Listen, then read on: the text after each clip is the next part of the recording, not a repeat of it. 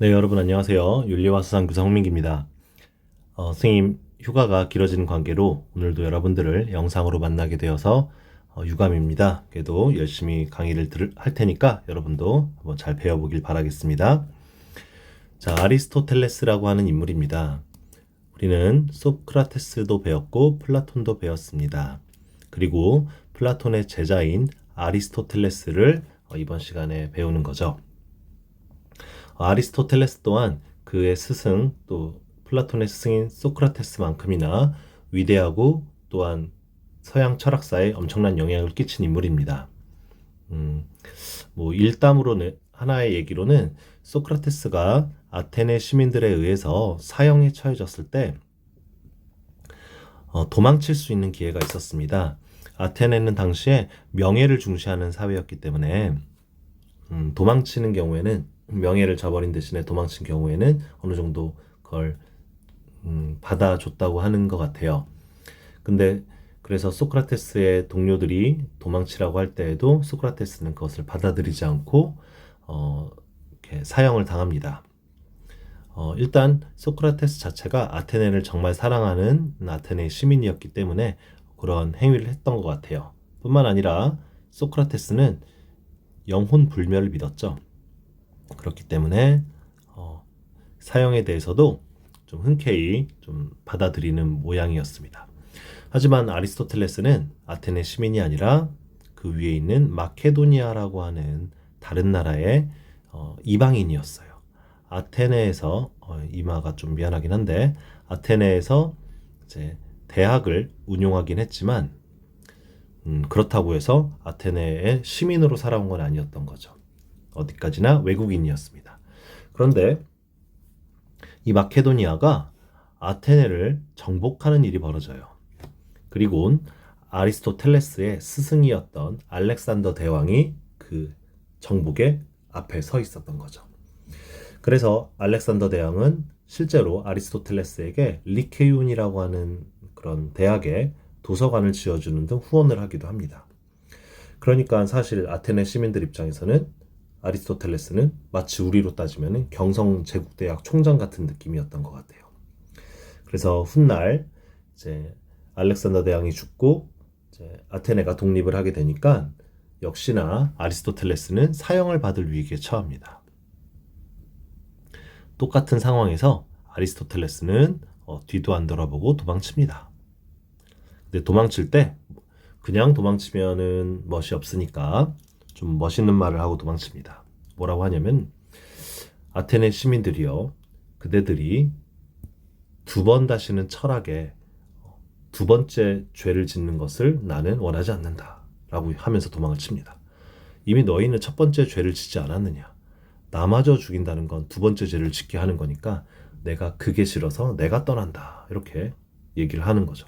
도망쳐서 안타깝게도 병에 걸려서 1년 뒤에 사망하게 되는데 말솜씨도 대단하죠. 이 사람은 이제 자연과학뿐만 아니라 동물학, 의학, 식물학뿐만 아니라 수사학, 3단 논법으로도 유명하죠. 이런 논증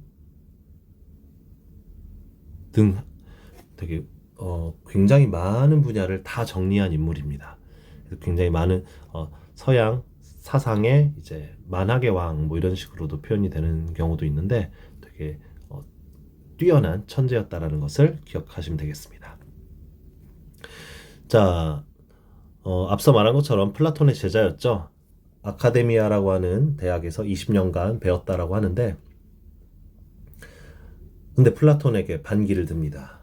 플라톤은 위대하지만 진리는 철학은 더 위대하다, 이런 말을 해요. 플라톤의 제자지만 플라톤에게 반기를 든 부분은 뭐냐면은 바로 이데아라고 하는 플라톤이 주장한 초월적인 세계에 대한 반박입니다. 플라톤은 현실 밖 이데아가 있다라고 주장을 합니다. 우리가 사는 우주 밖에 또 다른 차원의 another 레벨의 우주가 있을 것이다, 이렇게 얘기를 하죠. 그래서 플라톤은 하늘에서 이데아를 구하노라, 그러니까 우리가 살고 있는 이곳 땅에서 이데아가 있는 게 아니라 우리의 세상 밖에 초월적인 곳에서 이데아가 있다. 나는 하늘에서 이데아를 구하노라. 이렇게 얘기를 하는 게 플라톤이었죠. 하지만 그에 비해서 아리스토텔레스는 나는 땅에서 이데아를 찾노라. 즉 우리가 살고 있는 이 현실, 이곳에 이데아가 있다. 이곳에서 찾겠다. 이런 의미를 갖고 있습니다. 자, 그래서 이제 목적론이라고 하는 아리스토텔레스 특유의 우주에 대한 입장을 이제 얘기해 보도록 할게요. 이제 첫 번째로는 이론론입니다. 이데아의 세계는 따로 존재하는 게 아니다. 바로 우리가 살고 있는 세계 내에 이데아라는 건 존재한다. 이렇게 얘기를 합니다. 이데아의 다른 말이 이제 형상이라고도 말을 하는데요. 형상은 나라고 하는 존재 내에 있는 본질이다. 말이 어려우니까 바꿔서 얘기해 보도록 할게요. 여러분, 나라고 하는 존재, 아직은 내가 도토리예요. 근데 내 안에는 어떠한 목적이 숨겨져 있습니다. 뭐냐? 도토리 나무가 될 수 있는 씨앗이 내 안에 있다라는 거죠. 이게 형상이라는 게 바로 도토리 나무예요. 이 도토리 나무라고 하는 미래에 내가 될 우람한 그 모양은 이미 도토리 안에 있겠죠. 따로 있다라는 게 아니에요. 이 도토리 안에 내재라는 게 내 속에 존재한다. 그게 바로 뭐냐? 도토리의 본질이다. 도토리의 본질은 뭐냐? 도토리 나무다. 다시 말할게요. 아기가 있다? 평생 아기로 사는 게 아니겠죠. 아기 안에는 응애응애하는 아기 안에는 이미 아기의 내부에는 어엿한 하나의 성인으로서의 형상이 들어있다라는 거예요. 그게 바로 이 아기의 본질이다. 아기는 아기로 끝나는 게 아니라 아기는 하나의 훌륭한 인간이다. 그래서 보기에는 나약하고 미흡한 존재지만 거기서 끝나는 게 아니라 그 아기 안에 있는 형상을 우리는 찾아야 된다라고 얘기를 하는 거죠. 중요한 부분은 이제 어떤 인간 속에서도 그 인간이 이루어야 될 본질은 다른 차원에 있는 게 아니라 그 인간 안에 숨겨져 있다. 이 안에 들어가 있다라는 게 아리스토텔레스의 생각이었습니다. 그래서 두 개의 차원이 아니라 우리의 차원 내에 우리는 도토리로도 존재하지만 그 안에 도토리 나무를 품고 있다. 이렇게 얘기를 하는 거죠. 쉽죠? 네. 자, 그리고 아리스토텔레스는 이제 신이 있다라고 믿습니다. 그 당시에 많은 사람들은 신이 있다고 믿었는데 신은 이 우주를 단계별로 만들었다고 봐요. 그래서 각자에게는 목적이 있습니다. 모든 것에게는 각각의 목적, 텔로스가 있다. 목적이자 원인인 신에 의해 제시된다. 그래서 흙은 왜 있는가? 식물을 위해서 있다. 식물은 왜 있는가? 동물을 위해서 있다. 동물은 왜 있는가? 인간을 위해서 있다. 이런 식으로 계단 모양으로 올라간다고 봤습니다. 물론 인간 또한 신을 위해서 어떤 목적을 행해야겠죠. 하지만 적어도 모든 존재들은 각자의 목적을 이루고 산다라고 아리스토텔레스는 생각했습니다. 그렇기 때문에 앞서 플라톤 수업을 할 때 선생님이 제시했던 질문이 있죠. 꽃은 왜 시들까? 플라톤 입장에서는 뭐라고 했죠? 플라톤 입장에서는 현실 세계는 불완전하니까 현실 세계의 꽃도 불완전하다. 그렇기 때문에 시드는 것이다. 이렇게 얘기를 했다면 아리스토텔레스는 꽃에게는 목적이 있다. 꽃은 열매를 맺기 위한 존재이다. 이미 꽃 내부에는 열매라는 형상이 들어있다. 이렇게 보는 거죠. 도토리는 도토리 나무가 되는 것처럼 열매 또한 이 안에 씨앗이 있어서 이게 만약에 사과 열매라고 한다면 사과나무의 또 목적이 있겠죠. 그 목적들은 계속 연속적으로 이루어지는 겁니다. 이해됐죠? 자, 그리고 추가로 말하면은 운동이란 단어가 좀 생소할 텐데 도토리가 도토리 나무가 되는 과정이 이제 운동입니다, 여러분. 내가 갖고 있는 가능성을 실현하는 게 바로 운동이라는 거죠. 여러분들이 처음에는 턱걸이를 하나도 못하지만 꾸준히 연습해서 턱걸이를 해냈다? 그건 이제 내 안의 가능성을 실현한 것이기 때문에 운동이라고 할 수 있는 거예요. 이게 바로 운동의 의미입니다. 자, 우리 2018학년도 수능 국어 영역 지문에 이런 비문학기 이런 게 나왔었어요. 아리스토텔레스는 모든 자연물이 목적을 추구한다. 외부에 있는 게 아니라 내 안의 본성으로 이제 운동을 하면서 목적을 이룬다라고 얘기를 하는 거죠. 그래서 우리는 그 목적을 방해하지 않는 한 반드시 우리는 그거 실현될 것이며 그 실현 자체가 그 존재에게 바람직한 결과를 가져온다라고 아리스토텔레스는 믿습니다. 자연은 헛된 일을 하지 않는다. 즉 인간에게도 인간 고유의 본성이 있겠죠. 그걸 실현하는 게 좋은 것이다. 얘기하는 게 아리스토텔레스의 입장입니다. 자, 두 번째로는 이제 인간을 얘기해 보려고 해요. 이제 우주에 대해서 얘기를 했으니까 인간에 대해서 얘기를 한다면 인간의 목적은 이제 인간도 하나의 목적을 갖고 있는 존재이기 때문에 인간에게도 여러 목적이 있습니다. 걸음마를 하는 것도 아기에게 하나의 목적이었을 거고 걸음마는 그 다음에 또 달리기를 위해서 달리기는 그 다음에 또 어떤 사냥을 위해서 각각의 단계별로 목적이 이어지는 거죠. 그러다가 최고의 목적까지 가는 겁니다. 여러분들이 학교를 다니는 건 배우려고. 왜 배우는가? 대학 가려고. 대학을 왜 가는가? 사회에서 나의 능력을 펼쳐 보이려고. 막 이렇게 나가는 거죠. 그러다가 최종에 도달하는 게 뭐냐? 최고의 목적이 있어야 되지 않겠느냐? 그 최고의 목적이 뭐냐? 바로 행복이라고 이름을 붙입니다. 그리고 인간이 할 수 있는 이런 목적을 실현하는 것 자체가 좋은 것이라고 아리스토텔레스는 생각하기 때문에 이제 very good도 아니고 the best good이 바로 이제 이 목적을 실현하는 거죠.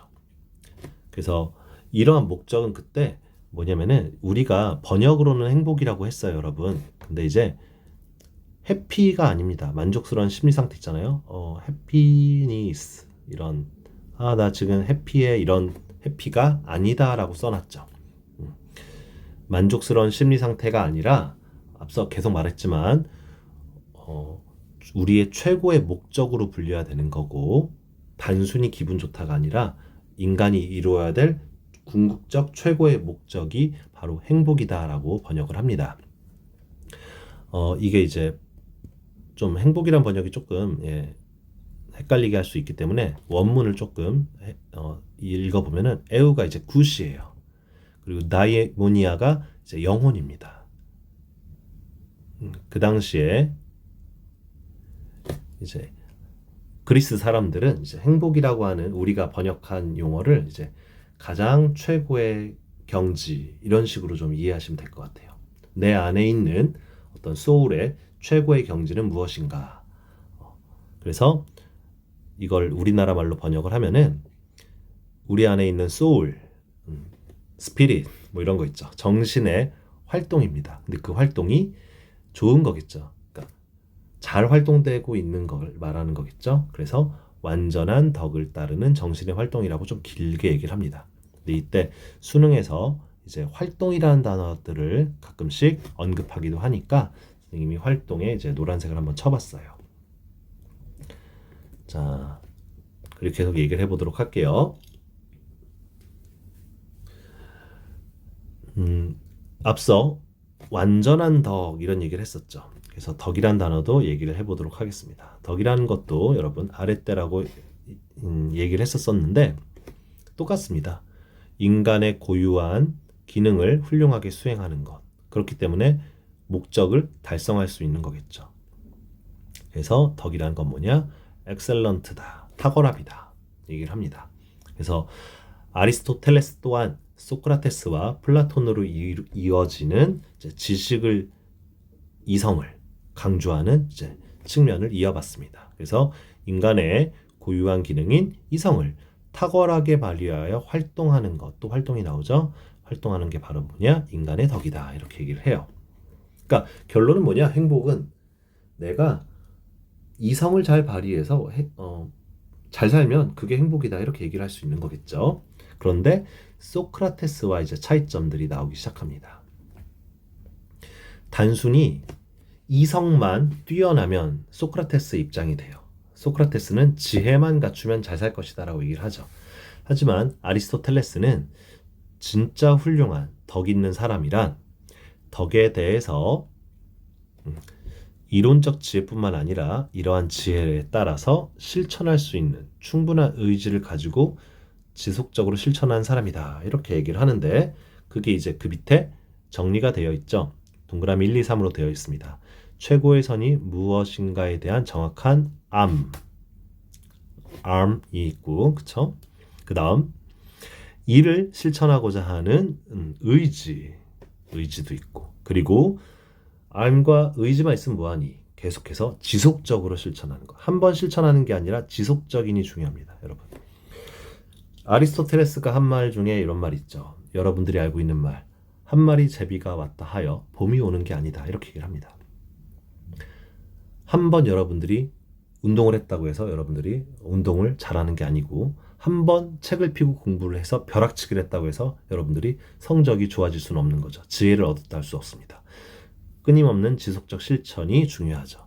이 세 가지를 유기적으로 꾸준히 했을 때 비로소 덕 있는 사람이라 할 수 있으며 이러한 사람만이 행복에 이를 수 있는 것입니다. 교과서 113쪽에 있으니까 한번 읽어보셔도 좋을 것 같아요. 그래서 이 세 가지를 해야만 덕 있는 사람이며 행복에 이를 수 있다. 이렇게 얘기하겠습니다. 되게 중요한 부분이에요. 그리고 행복한 삶에 대해서 이제 아리스토텔레스가 이제 세세하게 얘기를 해줍니다. 먼저 두 가지의 삶은 행복한 삶이 아니다라고 얘기를 해요. 첫 번째가 향락적 삶. 향락이라고 들어본 적 있나요? 이제 쾌락을 최고의 목적으로, 내 삶의 최고의 목적으로 추구하는 삶이죠. 사실 선생님이나 여러분도 깨어있지 않으면 이런 삶을 살 수밖에 없어요. 그쵸? 더 좋은 옷, 더 좋은 휴양지, 그리고 더 기름지고 맛있는 음식 이런 걸 추구하게 되겠죠. 선생님이 갖고 온 사진이 바로 식탐에 몰입하거나 혹은 이게 버닝썬 이제 그래서 약간 육체적인 쾌락에 탐닉되다가 이제 술과 마약 또는 성적인 범죄까지 연루되는 경우들도 있죠. 이러한 삶이 우리는 쾌락적인 삶이다라고 말할 수는 있겠으나 이게 행복한 삶이라 말할 수 있겠는가 하면 그건 또 아리송해질 수 있습니다. 이건 짐승들에게는 알맞는 목적이다. 돼지의 삶이다. 이렇게 얘기하는 게 아리스토텔레스죠. 두 번째로는 정치적 삶을 또 경계합니다. 물론 정치라는 건 아리스토텔레스도 굉장히 중요하게 생각해요. 하지만 이제 정치적 삶이라는 것은 여기서 명예를 내 삶의 최고의 목적으로 추구하는 삶을 의미하는데 명예라는 건 결국엔 여러분 인기와 같은 말이라고 이해하셔도 됩니다. 이것은 아리스토텔레스 입장에서는 남에게 달린 거예요. 남에게 인정을 받아야 되는데 이거는 한자로 말하면 자족이라는 게 스스로 만족할 수 있는가 스스로의 능력으로 그렇지 못한 거죠. 그래서 비자족적이라는 단어는 알아두셔야 돼요. 나에게 달려있는 게 아니라 남에게 달려있는 거죠. 여러분 프로듀스 101 보면은 정말 멋진 아름다운 그리고 실력도 좋은 사람들이 나오지만 자신의 노력 자신의 그런 각오와 별개로 순위는 매겨지기 마련입니다. 그러한 삶을 산다는 건 결국에는 남에 의해서 휘둘리는 삶이 되기도 하는 거죠. 내가 멋있다라고 준비해 왔는데 남이 더 멋있게 하면은 나는 이제 떨어질 수밖에 없는 겁니다. 연예인들이 더 많은 정서적인 그런 문제를 호소하는 모습들도 있는데 그게 아리스토텔레스 입장에서는 그게 바로 정치적 삶일 행복한 삶으로 여기기 때문이다라고 진단할 수 있을 것 같아요. 그럼 이제 행복한 삶은 뭐냐? 답답한 소리일 수도 있는데 관조적 삶이라고 얘기를 합니다. 인간 고유의 기능인 이성을 탁월하게 발휘하여서 철학적 지혜를 발휘하는 삶입니다. 여러분 철학적 지혜라는 건 뒤에서 배울 건데 좀 알아두면 좋을 만한 단어예요. 어쨌든 이건 뭐냐? 인간의 이성 중에 가장 신에게 도달할 수 있는 부분, 가장 신적인 부분, 저급하지 않고 고급적인 부분을 발휘할 수 있는 삶, 그게 바로 관조적 삶입니다. 이 관조적 삶은 당연히 나의 능력을 발휘하는 거기 때문에 자족적이며 나에게 달린 것이며 또한 행복에 이르는 바람직한 삶이다라고 해서 이것도 아리스토텔레스는 강조를 합니다. 대표적인 사례로는 하버드에서 이제 출세가 보장되었으나 그것을 마다하고 이제 스님으로서 삶을 살아가는 서양인 스님인 현각 스님의 이제 삶이 있는 거죠. 그래서 나의 고유의 기능, 내 안에 명상과 선정과 또 지혜 추구를 통해서 나의 영혼을 발휘하고 싶은 그런 모습인 거죠. 이런 소리를 하면은 답답한 소리 한다 이렇게 여길 수도 있겠지만 아리스토텔레스는 여러분 굉장히 치밀한 사람이었습니다. 이런 글을 읽어볼까요? 행복은 명백하게 외적인 좋음을 또한 필요로 한다. 그러니까 뭐냐 여기 외적인 좋음이란 돈 이런 거예요. 돈만 있으면 됩니까 여러분? 당연히 잘생겨야죠. 아리스토텔레스는 추한 사람은 돈이 많아도 불행하다 얘기를 합니다 여러분. 그러니까 되게 뭐랄까 팩트 폭행 어떻게 보면 모두가 이제 아니야 하는 걸 이제 아주 직설적으로 얘기를 해요. 굉장히 티입니다. 엄청난 티예요. 태생이 좋지 않으면 그러니까 귀족 출신이어야 된다 이렇게 얘기를 하는 거죠. 돈 많은 집안에서 태어나야 된다. 안 그러면 아무리 노력해도 계속 노동만 하다가 의사가 1,000만 원 1억씩 뭐 1년에 뭐 5억씩 벌어도 뭐하냐. 좋은 집에서 태어나면 더 행복할 텐데 이런 얘기를 하는 거예요. 또한 자식이 없이 혼자 사는 사람 좀 외로울 것이다. 그 당시 개념으로 이렇게 말을 하죠. 또한 친구들이 나쁘거나 자식 새끼가 나쁠 경우에도 더욱 어렵다. 이렇게 얘기들 합니다. 하지만 바로 이러한 까닭에 어떤 사람들은 행운을 행복과 동일시한다라고 하면서 비판을 해요. 좋은 친구 만나거나 좋은 자식 만나거나 좋은 외모를 만나거나 좋은 집안을 만나거나 이런 건 럭키일 확률이 높다라는 거죠. 하지만 행복은 그런 게 아니다라고 다시 얘기합니다. 행복은 탁월성, 내가 갖고 있는 기능을 잘 발휘하는 삶이다 이렇게 얘기를 하는 거죠. 실제로 우리 되게 유명한 심리 그래프죠. 돈은 여러분들은 돈이 없으니까 돈이 최고다라고 여기겠지만 월급 통장에 일정 정도 돈이 꽂히는 사람들은 이제 다른 걸 찾아요. 선생님 나이쯤 되면은 이제 너무 돈으로는 채우지 못하는 것들을 이제 알게 되는 겁니다.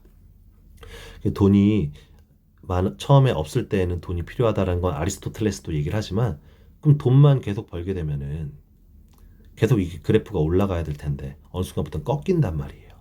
여기서 이제 차라리 이쯤에서부터는 돈이 아닌 다른 것들이 필요하게 되는 거죠. 그때 이제 물론 여기서의 행복은 여러분 만족감입니다. 하지만 우리가 추구하는 삶은 만족감을 넘어서는 거죠. 분명 아리스토텔레스는 이렇게 얘기를 하는 겁니다. 1층에 있어야 2층이 생긴다. 1층은 분명히 건강해야 되고 돈도 있어야 되고 좋은 친구와 가족도 있어야 된다. 자식도 있어야 되고 막 등등을 얘기를 하는 겁니다. 하지만 이것을 다 가졌다고 해서 우리가 아주 훌륭한 삶을 사는 건 아니다.